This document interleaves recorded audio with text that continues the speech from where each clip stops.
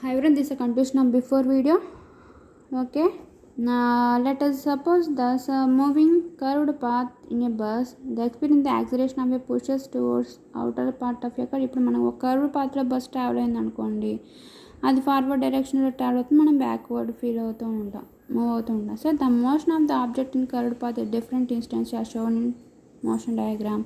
So ఇట్లా curved పాత్లో ఉన్న బస్సు యొక్క మోషన్ ఒక పాత్రలో గీసినట్లయితే length of the vectors are particular point corresponding to the magnitude of velocity or speed at that point of arrows indicates the direction of motion at the every instance. So ఇలా move అవుతున్నప్పుడు ఏ particular point curve తీసుకుని దగ్గర ఇట్లా మనం vector indicate చేసాం. Vector indicate అయినప్పుడు ఈ arrow మార్కేం డైరెక్షన్ని, ఈ వెక్టర్ లెంత్ ఏమో మనకి మ్యాగ్నిట్యూడ్ని లేకపోతే దాని యొక్క తెలియజేస్తున్నాను, స్పీడ్ని వెలాసిటీని చేంజ్ చేస్తుంది. ఎక్కడైతే ఈ కర్వ్ అనేది ఎక్కువగా ఉన్నప్పుడు బాడీ అనేది ఈ కర్వ్ అనేది స్లోప్ అనేది ఎక్కువ ఇంక్రీజ్ అయితే కర్వ్ పార్ట్ ఉన్నప్పుడు అంటే అది బాడీ అంత ఫాస్ట్గా మూవ్ అవుతుంది అనమాట. అంత బాగా కర్వ్ ఉంటే అక్కడ ఆ బాడీ అంత ఫాస్ట్గా మూవ్ అవుతుందని చెప్పి లెక్క. అయితే ఇక 3 పాయింట్స్లో వెక్టర్ రాసుకున్నాం కదా, ఏబిసి అనే పాయింట్స్లో మనం ఇప్పుడు వెక్టర్స్ కన్సిడర్ చేసుకున్నాం. At which point of the speed maximum, ఏ పాయింట్లో స్పీడ్ అనేది మ్యాక్సిమం ఉంది, ఎక్కువ స్లోప్ ఎక్కడ ఉంది, సి దగ్గర ఉంది. సో ఇక్కడ దాని యొక్క స్పీడ్ అనేది మ్యాక్సిమంగా ఉందన్నమాట సి పాయింట్ దగ్గర. Does the object is motion passes the acceleration or not, ఆ బాడీ కదులుతున్నప్పుడు అది యాక్సిలరేషన్ ఫీల్ అవుతుందా లేదా? ఎస్, యాక్సిలరేషన్ని ఆ బాడీ అనేది ఫీల్ అవుతుంది. Next we distinguish speed and velocity. The reason define the acceleration at the rate as the velocity changes there is the accompany the changes of both speeds and direction. ఏదైతే body యొక్క స్పీడ్లో కానీ వెలాసిటీలో కానీ changes వచ్చినాయి అనుకోండి, అప్పుడు ఖచ్చితంగా అది యాక్సిలరేషన్ని ఫీల్ అవుతుంది. So the rate at which velocity changes there is accomplish changes in both speed and direction. ఎక్కడైతే వెలాసిటీ అనేది టైంతో పాటు చేంజెస్ అవుతూ ఉంటుందో అప్పుడు ఆ బాడీ యొక్క స్పీడ్ డైరెక్షన్ కూడా ఆటోమేటిక్గా చేంజెస్ అవుతూనే ఉంటాయి.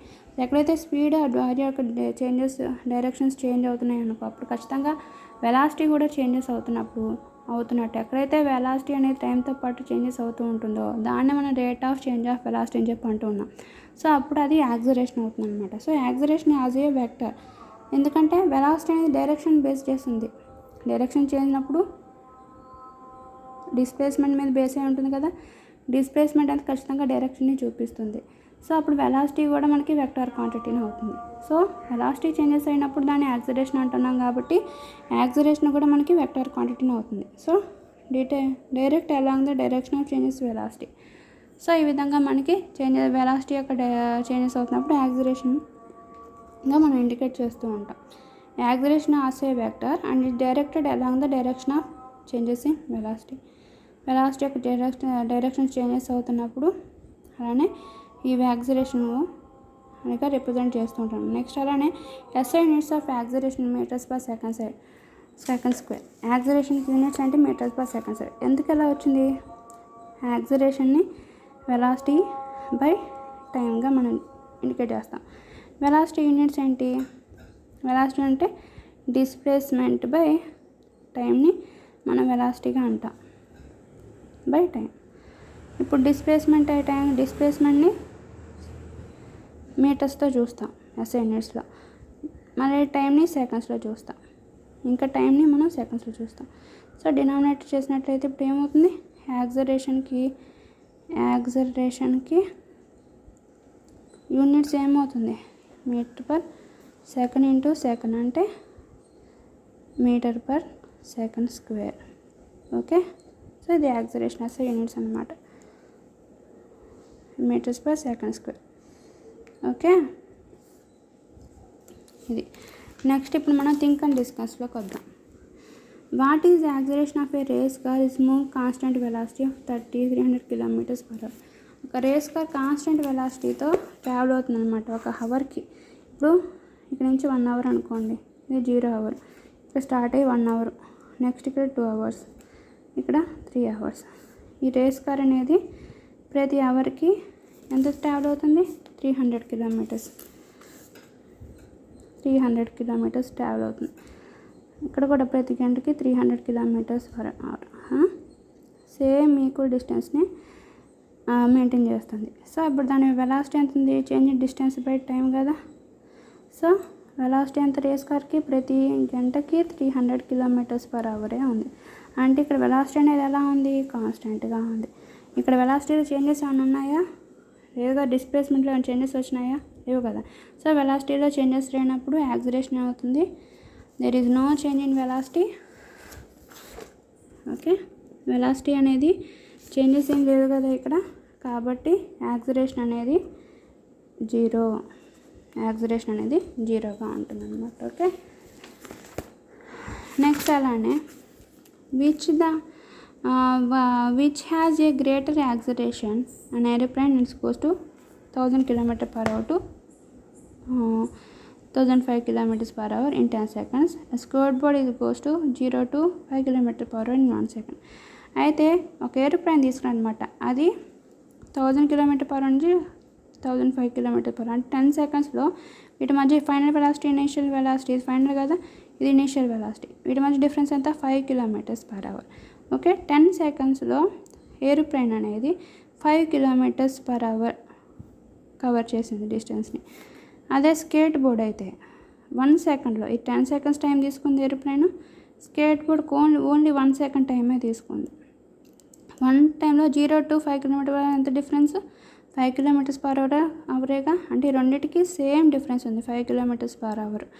అయితే 5 km/h ట్రావెల్ చేయడానికి స్కేట్ బోర్డ్ కేవలం 1 సెకండే టైం తీసుకుంటే ఏరోప్లేన్ 10 సెకండ్స్ టైం తీసుకుంది. దీన్ని బట్టి ఏది ఫాస్ట్గా 5 km/h కవర్ చేసింది, స్కేట్ బోర్డు. కాబట్టి ఏరోప్లేన్ కన్నా స్కేట్ బోర్డు ఎక్కువ యాక్సిలరేషన్తో ట్రావెల్ అయిందని చెప్పి మనం చెప్తున్నాం. ఓకే, దీన్ని మనం మ్యాథమెటికల్గా ప్రూవ్ చేద్దాం. Okay, so acceleration formula velocity by time కదా, నేను షార్ట్కట్లో రాసేస్తున్నాను. So velocity of aeroplane VA అని పెట్టాను. వెలాసిటీ ఎంత, 1000 final velocity minus initial velocity కదా, 1000 meters. ఓకే, km/h, అక్కడ ఇచ్చింది km/h కాబట్టి అంటే 5 km/h డిఫరెన్స్తో ఉంది, రైట్. ఇది వెలాసిటీ ఆఫ్ ఎయిర్ప్లేన్. టైం ఎంత, time of airplane 10 seconds. Acceleration అంటే acceleration of airplane, velocity by time. Velocity ఎంత, 5 km/h బై 10 సెకండ్స్. ఇక్కడ సెకండ్స్లో ఉంది కదా యూనిట్స్, ఇక్కడ అవర్స్లో ఉంది. దీన్ని మనం అడ్జస్ట్ చేయాలి. అంటే 5 km అంటే ఎంత, 1000 meters.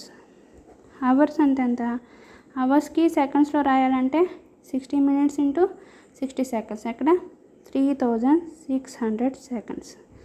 ఇక్కడ 2 zeros క్యాన్సిల్ అయిపోయి 2 టేబుల్ 5 times, ఇక్కడ 18 times అవుతుంది. సో 5/18 meters/second అంటాం. అంటే మనం విడిగా కోడింగ్లో చెప్పాలంటే km/h ఈక్వల్ టు 5/18 meters/secondగా రాస్తాం. ఓకే, ఇది బండ గుర్తుపెట్టుకోండి. Okay, 10 seconds. ఇప్పుడు మనం క్లియర్గా రాసుకుందాం. 5 into 5 ఎలా వచ్చింది, 5 into 5/18 meters/second by 10 seconds. ఈ 5 10లో 1 సారి, మరి ఈ 5 2 times. ఓకే, 5 టేబుల్ 10లో 2 times పోయింది కదా. ఇక్కడ అవుతుంది 5/2 5/18 by 2 meters/second.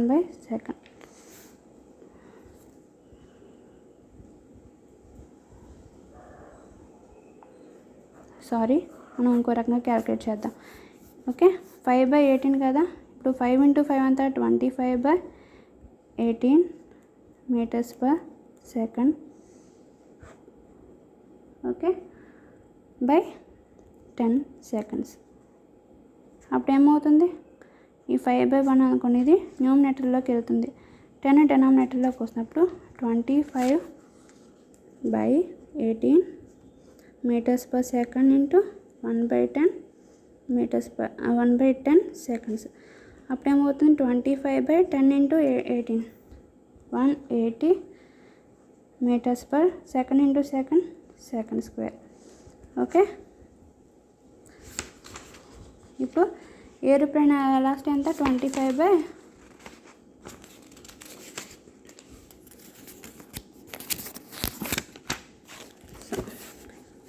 యాక్సిలరేషన్ అంతా aeroplane acceleration 25/180 m/s². Next skate board velocity. Skate board ఎంత ఉంది 0 to final velocity minus initial velocity అంటే ఫైనల్ బై 0 km/h సేమ్ అంటే 5 km/h. టైం అంతా స్కేట్ బోర్డ్ అంతా 1 సెకండ్ టైం తీసుకుంది. సో యాక్సిలరేషన్ రాయాలంటే velocities by time skate board కదా. Velocity అంతా 5 km/h బై టైం 1 సెకండే తీసుకుంది. ఇక్కడ కూడా మనం 1 కిలోమీటర్ అంటే ఇందాక క్యాలిక్యులేట్ చేసాం కదా. క్యాలిక్యులేట్ చేసి 1 km/h అంటే కిలోమీటర్ని 1000 meters, సెకండ్స్ని 3600 సెకండ్గా తీసుకుంటే క్యాలిక్యులేట్ 5/18 m/s అవుతుంది. సో 5 × 5/1 km/h అంటే 5/18 m/s రాసుకోవచ్చు కదా. Okay, 1 km/h. మళ్ళీ ఇంకోసారి క్యాలిక్యులేట్ చేసి చూస్తున్నా. కిలోమీటర్ అంటే 1000 meters కదా, అవర్ అంటే 3600 seconds. సో బోత్ క్యాలిక్యులేట్ చేసి second table 5 times 36లో 18 times. So దాన్ని బట్టి 5/18 m/s అవుతుంది అనమాట. ఓకే, బై 1 కదా, ఏమవుతుంది 1 5/5 × 5 × 5 25/18 m/s ఇక్కడ సెకండ్ ఇంటూ సెకండ్ స్క్వేర్ అవుతుంది. ఇదంతా acceleration of a skate board. ఏది ఎక్కువ యాక్సిలరేషన్ ఉంది 25/180 ఎక్కువ యాక్సిలరేషనా, స్కేట్ బోర్డ్ 25/80 ఎక్కువ యాక్సిలరేషనా? ఇది క్యాలిక్యులేట్ చేసాం అనుకోండి. సో ఎక్కువ హారంతో డినామినేటర్తో తక్కువ న్యూమరేటర్ని క్యాలిక్యులేట్ చేసినప్పుడు 0 పాయింట్ నుంచి డాష్ అని వస్తాయి. ఎక్కువైతే డినామినేటర్ ఎప్పుడైతే ఎక్కువ ఉందో ఆ వాల్యూ అనేది తక్కువగా ఉంటుంది అనమాట, లో వాల్యూ. కానీ ఇక్కడ డినామినేటర్ తక్కువగా ఉంది, న్యూమరేటర్ ఎక్కువ ఉంది. అంటే హారం తక్కువ ఉంది, లవం ఎక్కువ ఉన్నప్పుడు ఆ వాల్యూ అనేది ఎప్పుడు హైగానే ఉంటుందన్నమాట. ఓకే, కాబట్టి ఇక్కడ మనం క్యాలిక్యులేట్ చేసినట్లయితే స్కేట్ బోర్డ్ కాబట్టి మనకి ఇప్పుడు దాదాపు ఈ స్కేట్ బోర్డ్ అనేది ఏరోప్లేన్ కన్నా ఎక్కువ యాక్సిలరేషన్తో చేయండి. So skate board greater acceleration or greater acceleration than airplane. Okay, నా రైటింగ్ బాగోదు, నేను ఫాస్ట్గా రాసేస్తున్నాను, ఏమనుకోకండి. నెక్స్ట్ ఏంటంటే what is the dissertation of a vehicle moving in straight line and changes its velocity from 100 km/h to dead stop in 10 seconds. Dissertation కనుక్కోమంటున్నారు. అయితే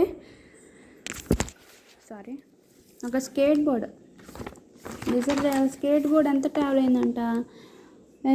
okay, skateboard కాదు, dissertation of a vehicle moving ఈ straight line changes is velocity from 100 km to dead. అంటే initial velocity 100 km/h ఉంటే అది ఫైనల్గా dead stop కదా, అంటే ఎక్కువ నుంచి తగ్గిపోవడం కదా. సో ఫైనల్ వెలాసిటీ 0 km/hకి వచ్చింది. అయితే ఎంత టైం తీసుకుంది ఇది స్టాప్ అవడానికి? కేవలం 10 seconds టైమే తీసుకుంది.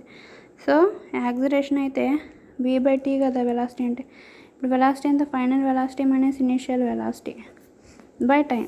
ఫైనల్ వెలాసిటీ అంతా 0, initial velocity 100 km/h by time అంతా 10 seconds. ఇప్పుడంతా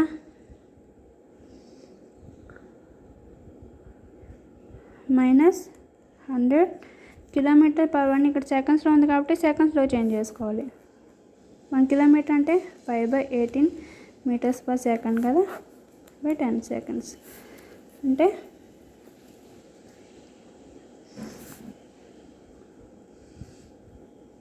ఈ 10 టేబుల్ 100లో 10 times పోతుంది కదా. So 10 × 5 -50 by 18 m/s. Second into second square. Okay, ఇది velocity acceleration of a vehicle అనమాట.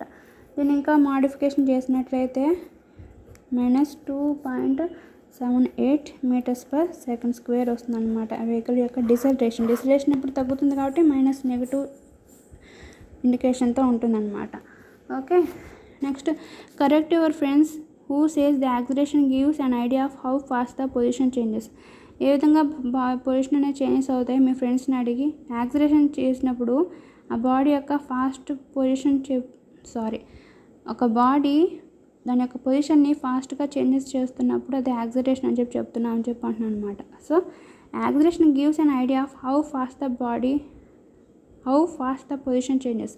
యాక్సిలరేషన్ దేని గురించి మనకి ఐడియా చెప్తుంది, దేని గురించి మనం చెప్తున్నాం అంటే బాడీ ఎంత ఫాస్ట్గా పొజిషన్ చేంజ్ అవుతుందో చెప్తుంది అని మీ ఫ్రెండ్ స్టేట్మెంట్ ఇచ్చాడనమాట. దాన్ని మీరు కరెక్ట్ చేస్తారా లేకపోతే ఇంకేమన్నా చెప్తారా? దాన్ని మనం ఏం చెప్తామంటే యాక్సిలరేషన్ అనేది ఏం చెప్తుందంటే బాడీ ఎంత ఫాస్ట్గా పొజిషన్ చేంజెస్ అవుతుందో చెప్పడంతో పాటు అది ఎంత ఫాస్ట్గా ప్రయాణం చేస్తుంది, అది ఎంత డైరెక్షన్స్ మారుస్తుంది, దాని యొక్క మ్యాగ్నిట్యూడ్ అండ్ డైరెక్షన్ యొక్క చేంజెస్ని కూడా అది మనకి యాక్సిలరేషన్ చెప్తుందని చెప్పొచ్చు. So acceleration gives the idea of how fast the position changes and the direction of motion changes or both the magnitude and directions are also changes. A body position యొక్క acceleration body ఎంత ఫాస్ట్గా position changes చేస్తుందో చెప్పడంతో పాటు దాని యొక్క magnitude గురించి, directions గురించి కూడా, చేంజెస్ గురించి కూడా చెప్తుంది అని మనం చెప్తున్నాం అనమాట. Okay, thanks for watching my videos. నా వీడియోస్ మీకు నచ్చినట్లయితే లైక్ చేయండి, షేర్ చేయండి, వీరంతమందికి షేర్ చేయండి, సబ్స్క్రైబ్ చేయండి. ఇంకా మరిన్ని సైన్స్ సబ్జెక్ట్ వీడియోస్ కోసం నా ఛానల్ సబ్స్క్రైబ్ చేయండి. Okay, thanks for watching my video. Next వీడియోలో మనం equations of uniform accelerated motion గురించి చెప్పుకుందాం. ఓకే.